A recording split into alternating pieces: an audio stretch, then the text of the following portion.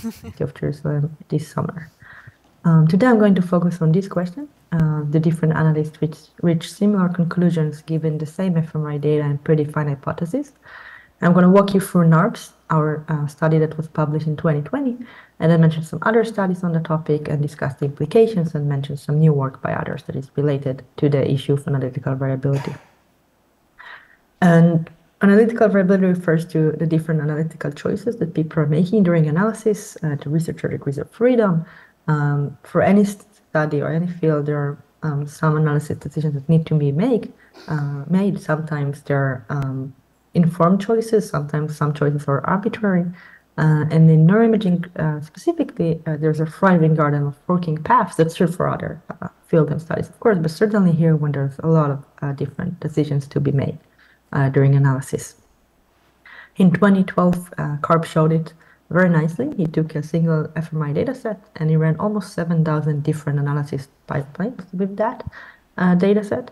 Then he quantified the variability in the statistical maps that he got, and he found that some results were not dependent on the specific pipeline that was used, but some of them were very much dependent on the pipeline with different activation strengths, different locations, different extent. And in 2018, in non-linear imaging, but in behavioral science, Silberzon et al. Took a new approach, which is called the many analyst approach, where they took a single behavioral data set and a single hypothesis. They gave this data set and the hypothesis to 29 different analysis teams and asked them to analyze the data to answer the question. And they found that the analysis results were dependent on the justifiable but still subjective analytical choices that the teams have made. This led to NARPS, the Neuroimaging Analysis, Replication, and Prediction Study. These are the people that led, the core team that led this project with the economics. And in neuroscience, from the neuroimaging side, it was Tom Schomburg, my PhD advisor, Russ Baldrak from Stanford, and myself. And our main aim was to ecologically test the variability of fMRI analysis and the influence on results. I'm emphasizing the ecologically because the idea was not just to run different pipelines and see what happens, but to give real labs the data, let them do the analysis as they usually do, and see what happens in real life when we look at the literature, for example. So we collected a new data set led by Ronnie Vanier. And this data set was based on a mixed gambles task, a risky decision-making task, and we had 108 participants divided into 2 groups. This data set is now published on OpenNeuro and also as a data descriptor on scientific data. So I encourage you to use this data. Then we gave this data set to 70 independent analysis teams around the world, each of them 1 to 3 members. All were co-authors on our paper, and I'm very grateful to be working, that I worked with all of them. These great people, these are wonderful people. Our instructions to them was, here's the data. You get the raw data. If you want, you could also get pre-processed data with fMRI prep. And please test with this data as you would for a paper the following 9 predefined hypotheses. Each of these hypotheses was about activity in a specific region that is either positively or negatively related to one component of the task, gain or loss, in one of the 2 experimental groups.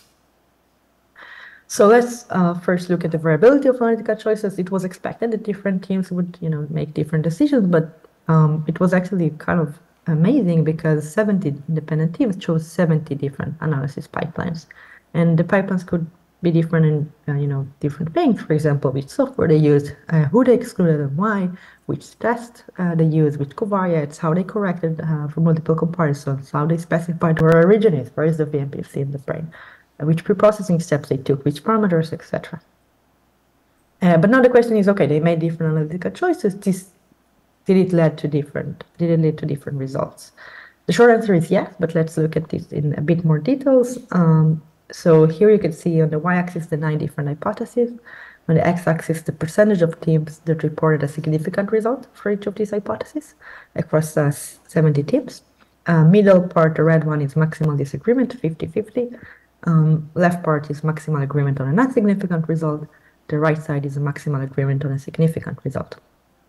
For the hypothesis number 5, there was the larger percentage of teams reporting a significant result, 84%. For hypothesis 7, 8, and 9, 6% of teams reported significant results for each. Interestingly, not the same 6%.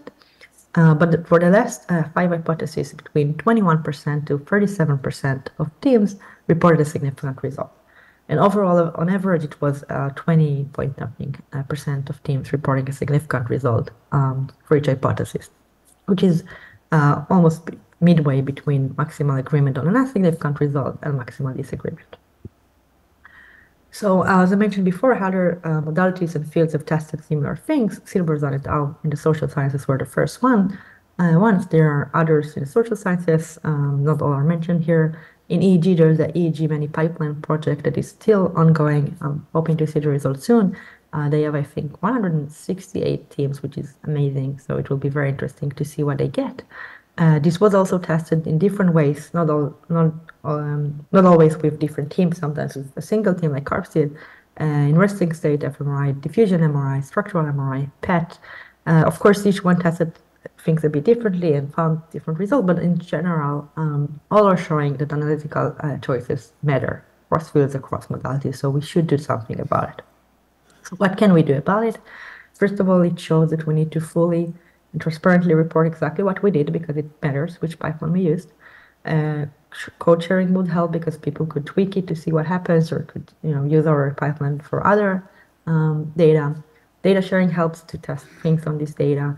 And pre-registration helps to make sure we commit to a pipeline before we see the results. Because as we could see, different pipelines could lead to different results.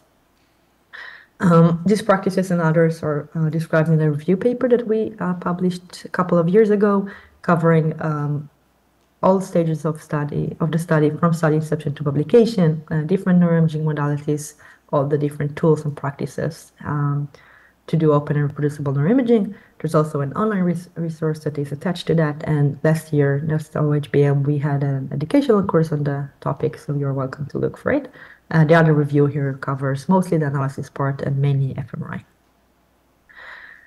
But all these great practices that I strongly advocate for would not actually solve the problem, because even if you do all of this, we still don't know if the results could have been different if you've used a different pipeline, even if the pipeline was pre-registered, transparently described and shared and everything. So the real solution is a multiverse analysis, where you take the data set and you run different analysis pipelines and you see which results the pipelines converge to, which is what we did here and others have done. You could do it like CARPS did with different pipelines, with one analyst or with many analysts. There are different challenges to doing that. For example, how do you choose which pipelines you're testing? Resources, constraint, computational expertise, time. How do you report the results? How do you visualize them? How do you reach a conclusion across many pipelines? These are all great challenges that different people are working on. I'm going to focus on the first and then the fourth one. So first, which pipelines? One thing we can do is to identify field-specific main sources of variability, see which are the most important analytical choices, and then focus on them. Make sure we use pipelines that use different choices at this specific point. There are published and ongoing studies that are trying to identify this, for example, in fMRI. Camille Moumet and others are working hard on that, so I encourage you to see their work. We also tried to do it in ARPS. We took the binary results that the teams have reported, yes or no, for each hypothesis. We used a logistic model to see which parameters predict whether a team would report a significant result or a non-significant result. We found 3 main parameters that predicted that. The smoothness was the best predictor. It's the estimated smoothness from the unthresholded statistical map. Also, the software that we use with FSL yielding more significant result compared to SPM, and parametric thresholding yielding more significant result than non-parametric thresholding. I do want to note, we had 70 analysis teams. That's a lot, but it's not enough to actually model all these different choices. There are too many options, too many choices. We couldn't test most of them, so I wouldn't just trust that as like the sources of variability across fMRI. We also tested the variability in threshold statistical group maps, and we found that the agreement was largely limited to boxes that were just not active for all teams. But if we looked at the boxes that were active, they ranged from 0 to tens of thousands for each hypothesis. And yeah, the variability was very high at this stage. However, At the unthresholded statistical maps level, things were more similar. There was a huge cluster of 50 teams that had unthresholded maps with high correlations. They still reported different results. Some reported significant, some reported insignificant results, but this suggests that things are more similar at the unthresholded map level. And others have tested that with our data and others and found similar results, and they suggest to highlight unthresholded results and not hide them, which I completely agree with. You should share them, you should show them.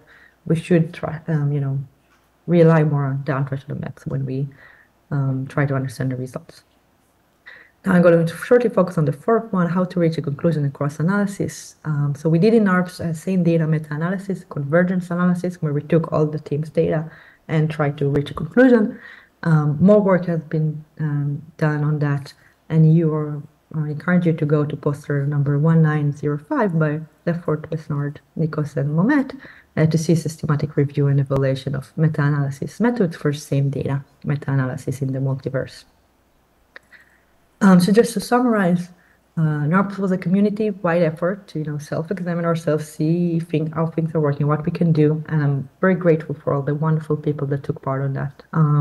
We showed that analytical choices matter, but there are promises, ways forward, and solutions, and wonderful people are working on that, so I'm very optimistic that things would improve and go to really great directions.